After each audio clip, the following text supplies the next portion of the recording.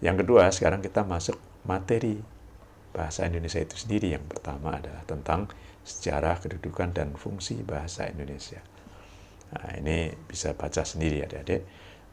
Sejarah bahasa Indonesia itu sudah tua ya, sebelum merdeka.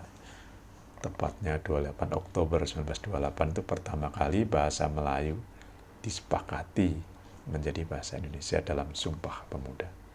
Nah, fungsi dasar bahasa itu sebenarnya alat komunikasi ya. Kita ingin menyampaikan kepada orang lain supaya orang lain paham maksud kita ya. Maka ini disebut informatif fungsinya, memberikan informasi. Namun bahasa juga berfungsi untuk tujuan praktis ya, misalkan untuk bergaul. Juga seni ya, contohnya sastra, film, itu bahasanya kan khusus ya, bahasa puisi, ada unsur seni artistik.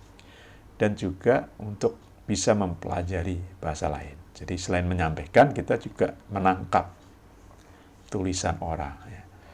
Itu berarti kita kunci bisa menguasai pengetahuan itu adalah menguasai bahasa lebih dulu. Termasuk ilmu-ilmu di luar kebahasaan. Jadi bukan hanya belajar bahasa, tapi juga belajar ilmu yang di luar bahasa itu membutuhkan keterampilan dalam memahami. Nah, keterampilan memahami berarti mampu memahami menggunakan bahasa.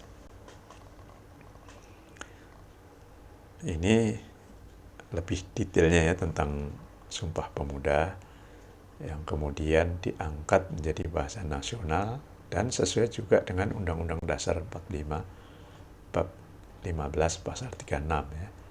Bahasa Indonesia adalah bahasa negara. Ada 4 fungsi yaitu sebagai lambang identitas nasional, lambang kebanggaan, alat pemersatu ya, dan alat penghubung antar budaya dan antar daerah ya, persatuan intinya. Oke.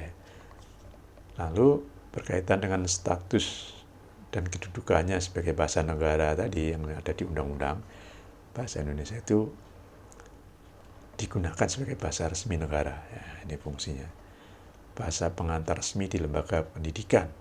Seperti kita sekarang itu bahasa Indonesia.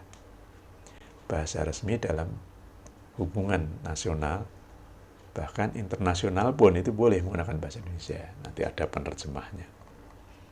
Bahasa resmi dalam kebudayaan, pengembangan budaya, pengetahuan, ya, ilmu pengetahuan dan teknologi.